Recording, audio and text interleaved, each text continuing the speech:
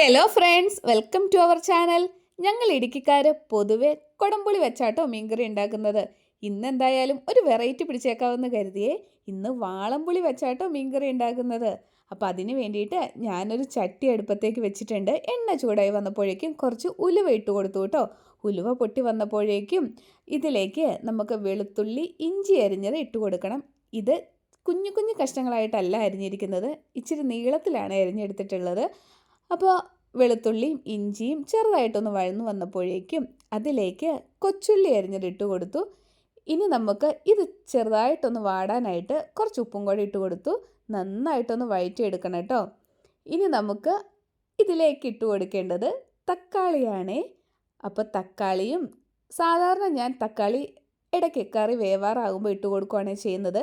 ഇന്ന് അതിൽ നിന്ന് വ്യത്യസ്തമായിട്ട് ആദ്യം തന്നെ തക്കാളിയും കൂടി ഇട്ട് കൊടുത്തിട്ടുണ്ട്. എന്നിട്ട് നന്നായിട്ടൊന്ന് വഴറ്റിയെടുക്കുവാണ്. ചെറിയുള്ളിയും ഇഞ്ചിയും വെളുത്തുള്ളിയും തക്കാളിയും നന്നായിട്ട് വഴറ്റിയെടുത്ത് ഒന്ന് ഉടച്ചെടുക്കണം കേട്ടോ. ഇനി ഇതിലേക്ക് പൊടികളായ മഞ്ഞൾപ്പൊടി, എരിവിനാവശ്യമുള്ളത്ര മുളക് പൊടി, മല്ലിപ്പൊടി, ഇത്രയും പൊടികളാണ് ഞാൻ എടുത്തിട്ടുള്ളത്. ഇതെല്ലാം കൂടെ ഇട്ട് കൊടുത്ത് പച്ചമണം മാറുന്നോടം വരെ നന്നായിട്ടൊന്ന് മൂപ്പിച്ചെടുക്കണം. കരിഞ്ഞു പോകരുത്, അത് പ്രത്യേകം ശ്രദ്ധിക്കണം. അപ്പോൾ പൊടികളെല്ലാം ഇട്ട് ഞാൻ നന്നായിട്ട് വഴറ്റിയെടുത്തിട്ടുണ്ട്. ഇനി ഇതിലേക്ക് നമ്മുടെ വാളംപുളി പിഴിഞ്ഞത് ഒഴിച്ചു കൊടുക്കുക കേട്ടോ. ഞാൻ ആദ്യമായിട്ടാണ് വാളംപുളി വെച്ച് കറി ഉണ്ടാക്കുന്നത്. എന്തായാലും ഒന്ന് ട്രൈ ചെയ്ത് നോക്കിയേക്കാമെന്ന് വിചാരിച്ചു കേട്ടോ. അപ്പോൾ വാളംപുളി ഒഴിച്ചു കൊടുത്ത് നന്നായിട്ടൊന്ന് വഴറ്റിയെടുത്തു. ഇതിലേക്ക് നന്നായിട്ട് തിളച്ച വെള്ളം ഞാൻ ഒഴിച്ചു കൊടുത്തു. നന്നായിട്ടൊന്നും കൂടെ ഒന്ന് മിക്സ് ചെയ്തേ.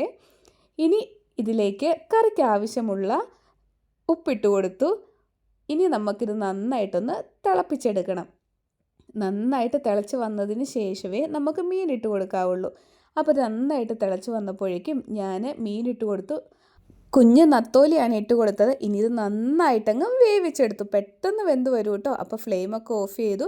ഇനി നമുക്ക് കടുക് പൊട്ടിച്ചെടുക്കാം. അപ്പോൾ ഒരു ചട്ടി വെച്ച് അതിലേക്ക് വെളിച്ചെണ്ണ ഒഴിച്ചു കൊടുത്ത് കടുകും ചെറിയുള്ളി, വറ്റൽമുളക്, കുറച്ച് കറിവേപ്പിലയും കൂടി ഇട്ട് കൊടുത്ത് നന്നായിട്ടൊന്ന് വഴറ്റിയെടുത്തു കേട്ടോ. ഇനി നമുക്ക് നമ്മുടെ നത്തോലി മീൻ കറിയിലേക്ക് ഇത് ഒഴിച്ചു കൊടുക്കണം.